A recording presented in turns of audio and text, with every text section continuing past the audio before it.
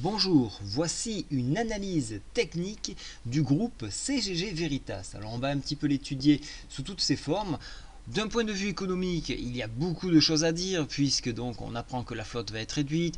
Il y a donc de mauvais chiffres sur ce groupe-là et donc le titre a été fortement déprécié, d'autant plus qu'il est impacté par le pétrole. Voilà pourquoi donc cette action a été malmenée dernièrement. Et c'est justement ce qui nous intéresse, c'est une action malmenée, à savoir quand on va avoir un potentiel de rebond. Alors ici vous voyez que nous avons une mèche au contact des 70,7% de retracement Fibo. Vous voyez que les bears ont été massivement présents et ont baissé le cours, ont appuyé sur le cours en créant un gap à ce niveau-là. Ce gap-là n'a pas été comblé, donc on va quand même se le noter, histoire d'avoir un point de repère. Voilà, donc le gap est placé. Donc on a ce point de repère, vous le savez, les cours n'aiment pas le vide et ils vont avoir tendance à vouloir le combler.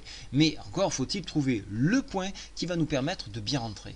Alors actuellement, vous le voyez, nous évoluons sur le bas de cette boule G et il semble qu'on réintègre cette boule G et donc dans la théorie, lorsqu'on réintègre une boule G, on a tendance à tirer en direction de la MM7 qui correspond aux 88,6% de retracement Fibo, c'est-à-dire 3,51, autant dire 3,52 euros. Alors ici, il y a effectivement quelque chose à faire, mais attention, nous sommes toujours sur une configuration baissière, nous avons des indicateurs qui sont dans une configuration baissière, un stochastique qui, et là c'est important, il se trouve en zone de survente, donc on va avoir besoin de consolider.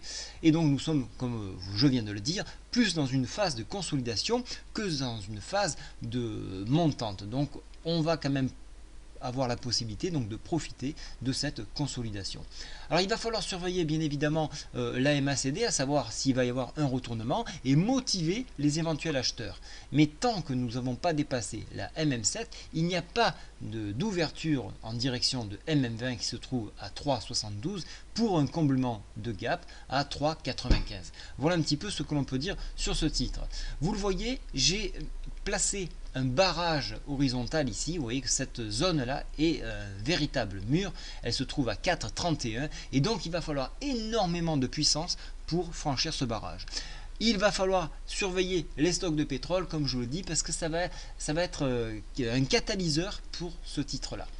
J'ai également tracé une oblique qui prend appui sur, alors il y a pas mal de temps, qui prend appui donc en date, et là je remonte un petit peu mon graphe, voilà, en date du 15 janvier 2015, avec des zones d'appui du 25 août et 30 septembre qui peuvent faire un barrage à la baisse.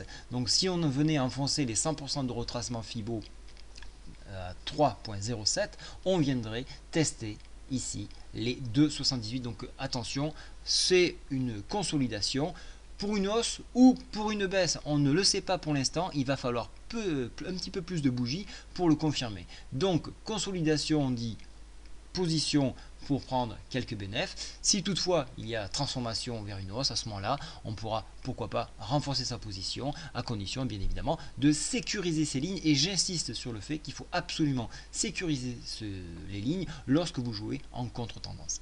Voilà, je vous souhaite à tous une bonne après-midi. J'espère que cela vous a éclairé sur le titre et n'hésitez pas à commenter les graphiques ou directement m'écrire. Bonne journée à tous, au revoir.